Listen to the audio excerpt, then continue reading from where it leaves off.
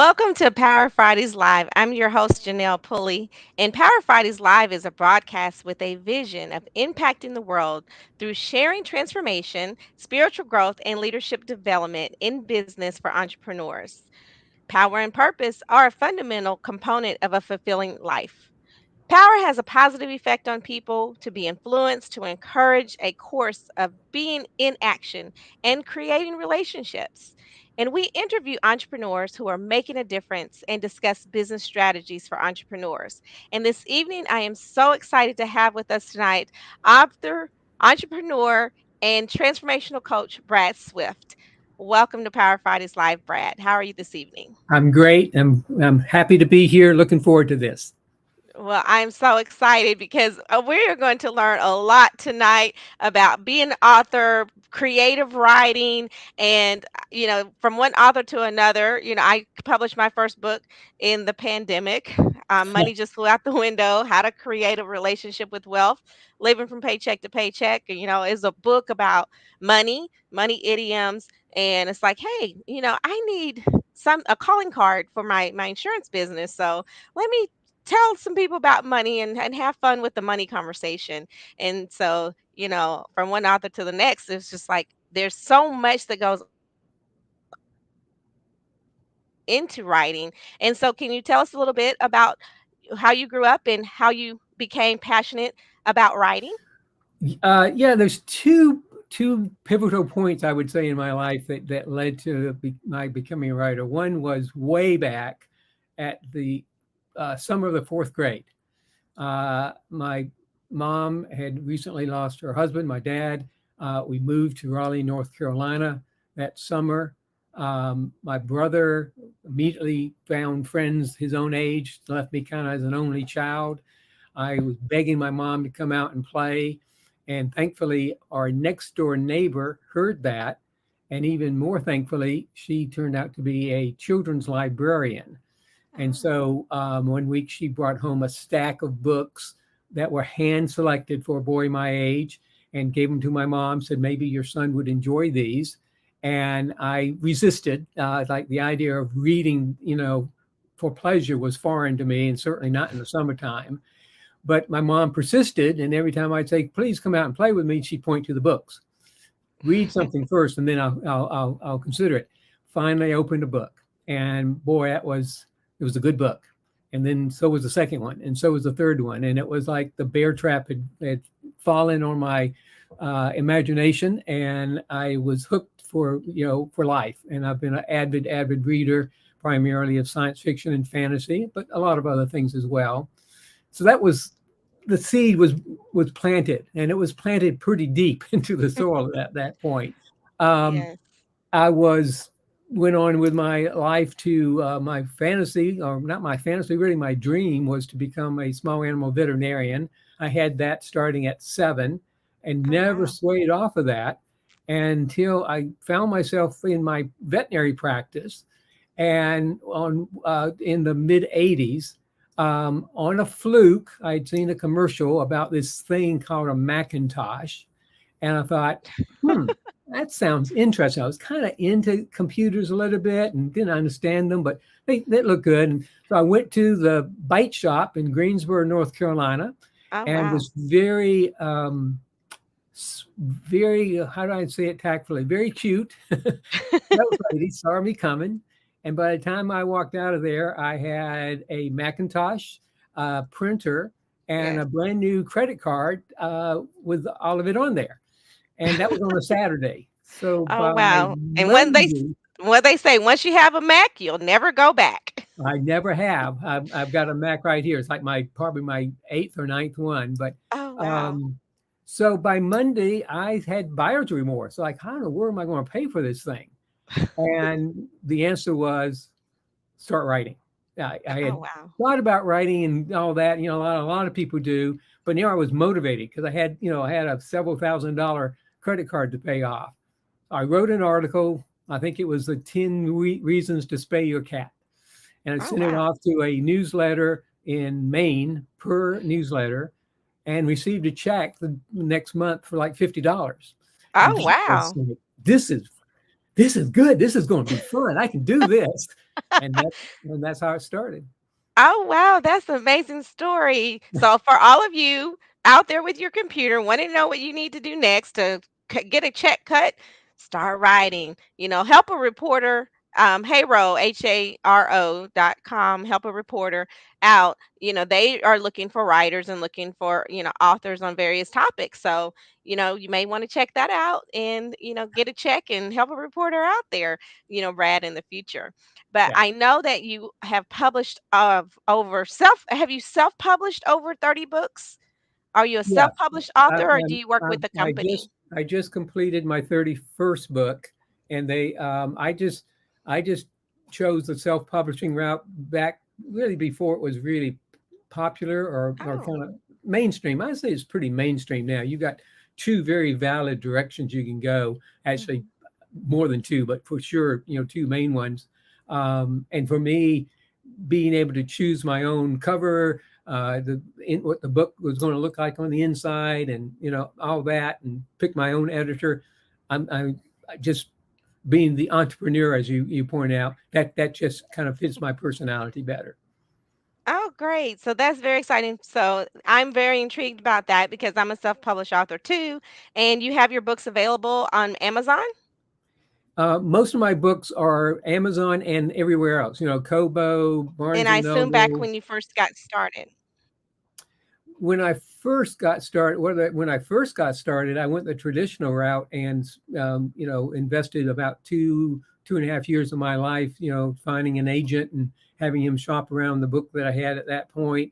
Got a lot of great interest Mhm. from some major publishers and no takers, and I got disillusioned at that time. Put everything I was doing. I continued to write, but I quit really submitting until several Mm. years later, and started to say, I missed the actual, writing of books. That was one of my dreams all along. Was not just writing magazines. I've written for, hundreds of articles for, magazines and things of that nature. But I really wanted, before, things were complete in my life, I wanted to try my hand at writing fiction. So that's when I decided, and that's when, you know, being an indie author was getting to be more acceptable, and a valid way. Amazon was starting to come up and do all the things that they've done to completely transform the industry, and so I joined in that stream. Oh, great. And I know there's that fiction and then there's nonfiction. So can you share with us the difference between your fiction versus nonfiction? Well, most of my nonfiction was written while my wife and I were co-founders and running Life on Purpose. So after we moved here to the mountains of North Carolina, we opened our own coaching organization. I had developed a 6-step process for helping people to clarify their life purpose and live true to it. So one of my first major books was the Life on Purpose book itself, which is in the personal development, self help, and spirituality area. Oh, great. Well, that's exciting. And how long did you have Life on Purpose? 22 years. Oh, great. Yeah, That's two we ran it for decades. 22 years, did a lot of writing. Again, I think it was a weekly, if I remember correctly, a weekly newsletter, e-zine that went out. So I have, you Yes. know, hundreds of articles about what does it take to live a, purposeful life.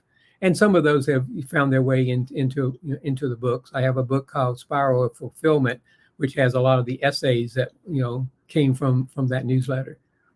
Oh, wonderful. So you have now taken your Life on Purpose coaching program, developed a newsletter, and weekly published that, and then turned it into a book and self-published, Yeah, probably more or less. 2 or 3, yeah, 2 or 3 of the self-published, not quote what would fit under the nonfiction category. Yeah, Okay, great. yeah, Well, I am so excited because I know June is a big month and a lot of different aspects go on in June, and you're coming out with a new book next week. And so we'll definitely talk about that a little bit later. sure. So before we talk about that, you will be educating myself and the audience about what you write about. And I know that you had a pen name at one point, and if you can just, share with us a little. I still have the pen name. I'm just not writing under it right now. But Okay. that's another interesting story. I'll let you decide whether it's funny or not.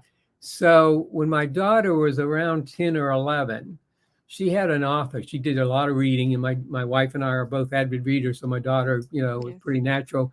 She had a particular author that she really, really liked. So for her birthday, I bought her a book by that author and gave it to her, and Amber started reading it, and she loved it. She loved it so much that she shared it with her mom. That's when the hit the fan. So my wife comes to me all irate and saying, "What are you doing giving my daughter, which is no longer our daughter, Oh. my daughter, a book filled with masturbation and oral sex and all that other stuff? I thought we would wait a couple more years before we started talking about that." Turns Okay. out that particular author, yes, she writes a lot of children's stuff, but she also writes a lot of very adult, mature stuff Mm. under the same name. Oh, And wow. so when it got to, when I started writing avidly, in the fiction area, I thought, I don't want to put any other husbands in the doghouse like I was in. Mhm. So I had a book. It's actually one of the book that almost got published traditionally, that has some adult themes in it. And so I said, okay, I'm going to put that under a pen name, and anything that's kind of in that category of adult that, might not fit for a young person, I'll write that under Orrin Jason Bradford. And so I have a whole series of books. There's 6 books in the series and several other books by Orrin Jason, that with that one exception, probably any of them would not be nearly upsetting like the book that I gave my daughter. Oh, But wow. they're really written for the adult audience. Okay. Well, thanks so much for sharing that. It is quite an amusing story, and I can only imagine the your daughter's expansion at that young age in her life. And so, did she stray away from reading after that, or did she keep up Oh with no, it? she's still an avid reader, Oh, good. and she continues to share books that she finds that she really enjoys with her mom. Oh, good. Yeah. Well, there's no destruction of the relationship there, so that's good news. The No, family we got it stays restored. together. Yes, yes, The we did. family stays together. Awesome. And looking at your science fiction and sci-fi and fantasy, I'm just like totally like excited about like what's eco fantasy and what's the difference between, because my husband, he loves science fiction, and I'm watching all these science fiction movies, and he's relating the physics and all of the characters and what's going on in the science fiction world, and just like it's reality. So when it comes to and I'm like, dude, it's not reality. It's science fiction. It's not real. But Well, it's not real yet. okay. A lot of things that I think what attracts a lot of, particularly, well, I don't want to say just men. I think men and women that are attracted to science fiction is they know that they're looking into the future. And Mm, so many, if you go back and read some of the science fiction of the 50s and 60s, uh-huh. you'll see they predicted a lot of the stuff that we now take for granted. Ah, But being and able that's to one of the talk things into that your attracts me watch. about it. Okay. Like the talking Yeah, into your watch and yeah, exactly, yeah. exactly. The Okay. internet, you know, all that kind of stuff was first imagined in by science fiction writers. Oh, okay. See, I learned something new today. That's Good. very great. And so when it comes to your eco fantasy, can you describe it and, share more with us about eco fantasy Well, and the different yeah, genres that you sure. can write? Yeah, sure. Eco family, just to pronounce it, because it's really the Eco. prefix eco comes from ecology. Okay. So eco fantasy is where the planet and our relationship to the planet and other living beings on the planet is a Mhm. major theme of the story itself. And so it's fantasy. It's not true. Like, we're talking about Rainforest Shaman. Those characters are not real. And some of the things that happen there are kind of in the area of magic realism or fantasy, magic and things like that. But in eco fantasy, the the earth itself and our relationship to the earth is a key part of it. It's almost like sometimes the earth is another major character, in the storyline. Hmm. Oh, okay. Well, that's interesting to discover because, now we're looking at, okay, how can we have living species on other planets? Yeah, Even so, when you yeah, are writing, you're imagining in your it's eco, right? eco fantasy. Yeah. Eco fantasy that you have a relationship in having living beings in relationship to the earth and planet living. Yes, and even some of the fiction that is off planet. Sometimes authors would choose to write about something that's on a different planet, but pointing to some of the mistakes and things that were happening, maybe either on that planet they're avoiding them, or they're learning the hard way. So it kind of distances the reader a little bit, so they don't get Hmm. too reactivated by the fact that if that we're jeopardizing our civilization and our life here on planet Earth if we don't pay a little bit more attention to what we're doing to the Earth. Okay. Okay. I'm just totally lost now because I'm like, fantasy, it's dreams, it's like how do you come up what do you find your sweet spot to come up with the various characters and how do you design your book to engage with the reader? It varies somewhat. I would say the my one of my more popular series is the Zach Bates Eco Adventure series. Again, you can see that line of them that behind me here, over there.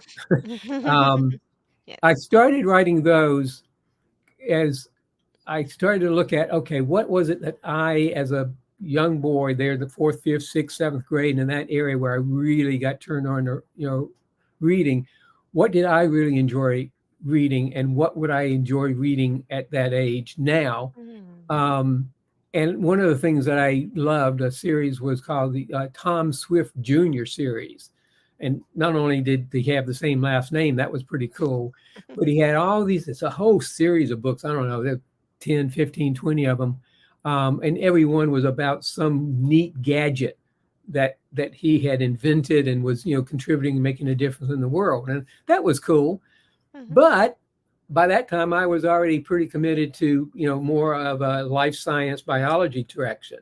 So I thought, well, what if I wrote a series where the main character was more interested in animals and making a difference that way? And maybe he believed in magic, or he wanted to believe in magic.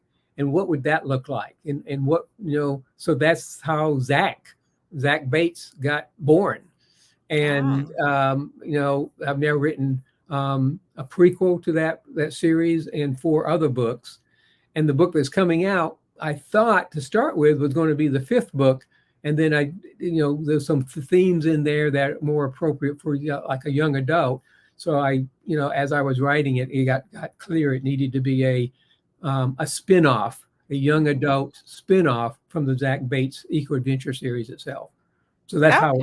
that's how it's being promoted. Okay, very good. And I like the fact that you write books in series. Now, do you find that that's a better way for authors to stay engaged with the readers when you have a series of books and the Ye- different topics Yeah, I think it's and a characters? win-win. I think it's Mhm. really a win-win. For one thing, it takes something to create a world. Even if the Mhm. world you're creating is Earth, it's still going to be a different, Earth. The Zach Bates series world is a little bit different than, you know, than our world. For one thing, it has Raykit, the last living magic cat, and also has, Samson, her flying dog companion. I don't think we have that in this world. So when you create a world as a writer, if you have to create a new world every time you write a book, that's not a good investment of your time. Plus, from the reader's standpoint, if they really enjoyed that book and they enjoyed those characters, they want more. And so being able to write a trilogy or even a longer series is a great way of going.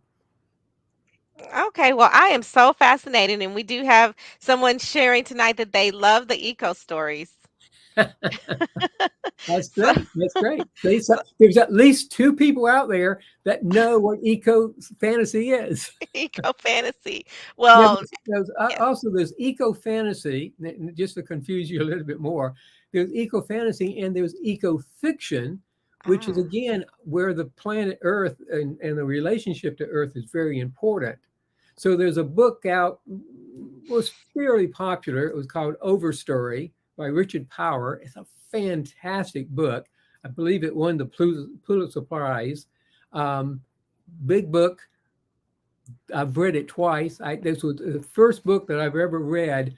Finished it, and the next week started reading it again. It was that good of a book, oh, and that's wow. and that's eco fiction. It's There's no fantasy in there. There's no flying dogs or magic cats, but it's all about the overstory about our relationship to trees and how what we have done to particularly the trees here on in the United States. Oh, okay. Well, I know when I moved to the area I live in now in Atlanta, there was like a whole forest in several areas, and just the landscape was beautiful. And now it's like shopping malls. So Yes. I'm sure they have a whole lot to talk about, as it relates to, the earth and how it's being transformed. Yeah. Yeah. Exactly. And so part of my mission in these books, whether it's the Zach Bates series or the Rainforest Shaman, is to be first and foremost entertaining. I want Hmm. to engage the reader. I want them to finish, reading the book and says, "Gosh, I want another one of those." But at the same time, as they leave that world and step into their own world, they've learned something. Hmm. They're altered in some way. They're maybe not transformed, but at least there's something that in that book contributed to them in their personal life, and with the eco fantasy that they have a different relationship to Earth itself and to Okay. our planets and our animals and all of that as well. Okay. They may even start recycling after reading your books, eh? That would be fantastic. And if they do, please send me an email. I would love to hear that. Oh, And because yes. because the Zach Bates series and are for kids, um, particularly in the one that we haven't talked about yet, there's at the end of it there'll be a link to where they can go to find out more information about the rainforest and what's happening in the rainforest and what they can do to contribute to make a difference in reversing the damages that are happening in the rainforest right now. Oh, okay. Well, that's very great and fascinating because, some people will be traveling there and seeing what it's all about, and you just want to preserve, nature itself. That's Yeah, very important. well, that's how I got involved. I went just a little bit over a year ago to Ecuador. Took Oh, a trip, a 2 week trip with 7 or 8 other people through a fantastic organization called the Pachamama Alliance. mhm. And I came back, had a completely different relationship to. I live in a beautiful part. I actually live in what's technically a rainforest, and it's just I go walking now and I see the trees, and I just have a different relationship with the trees and everything around me that I didn't have before I took that trip. And the trip purpose was to do research for this book. So it taken me a year from doing that. And it was also a healing journey for myself. So there's a lot of healing that can take place in nature.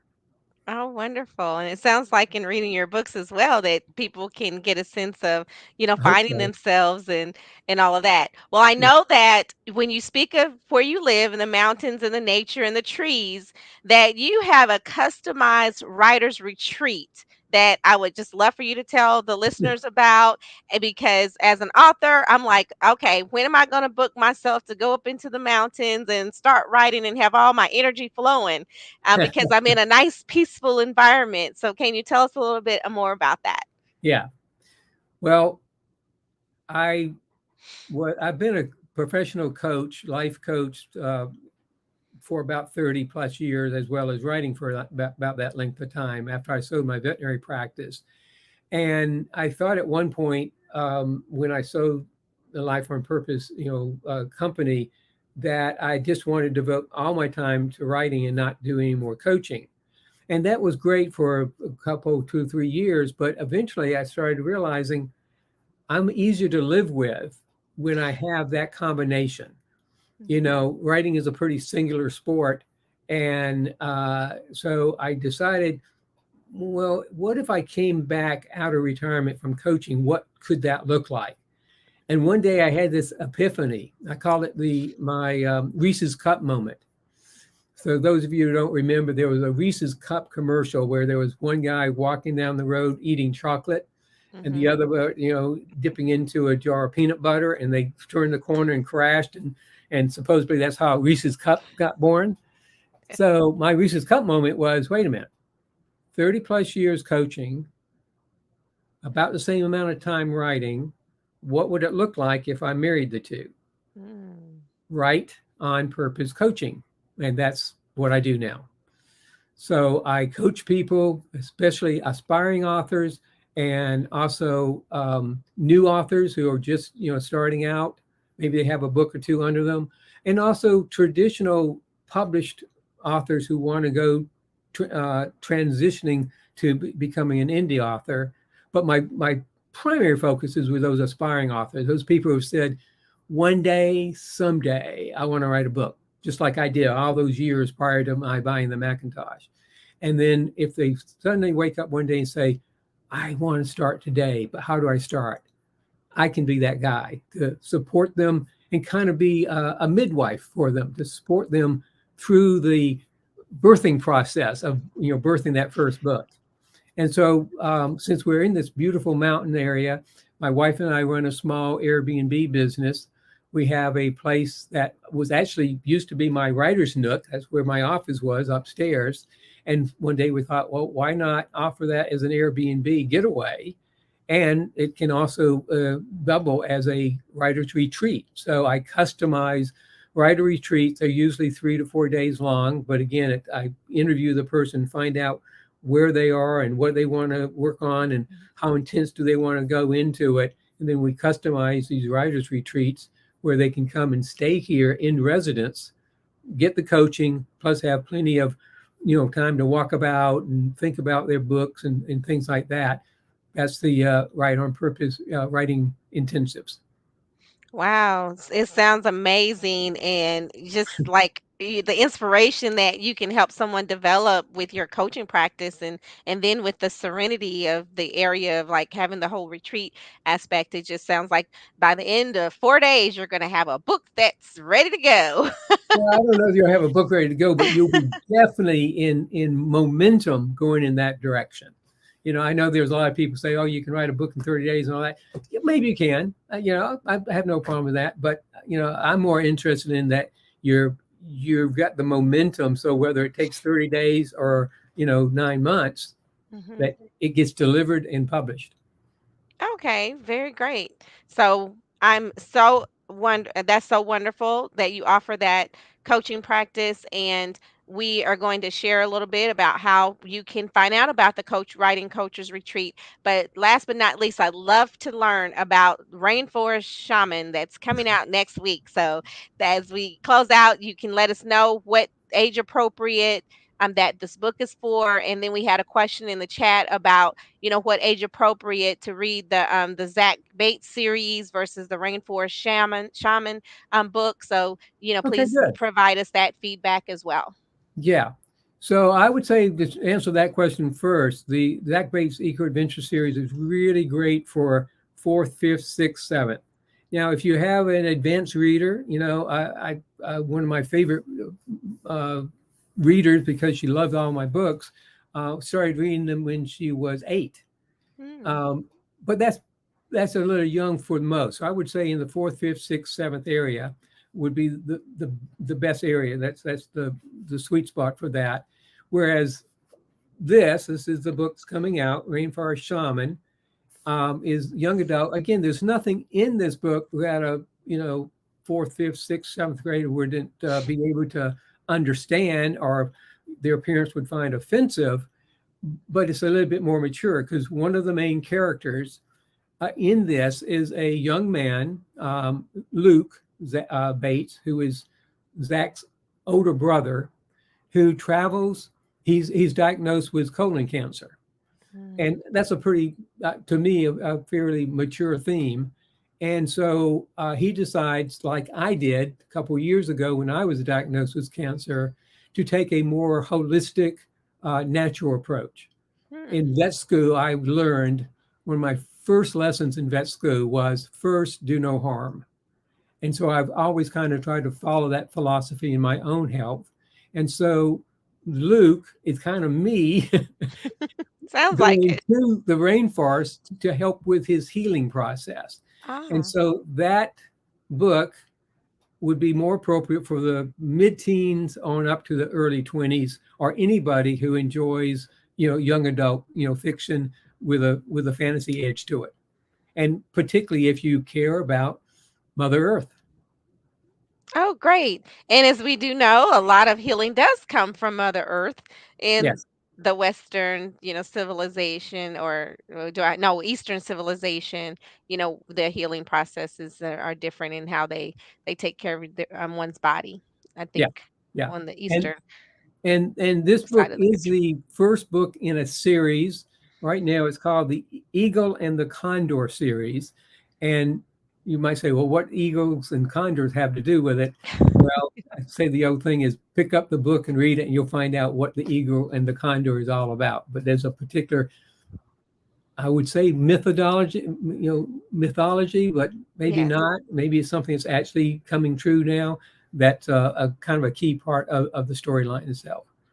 Oh, wow. So what they say, if you soar with the eagles.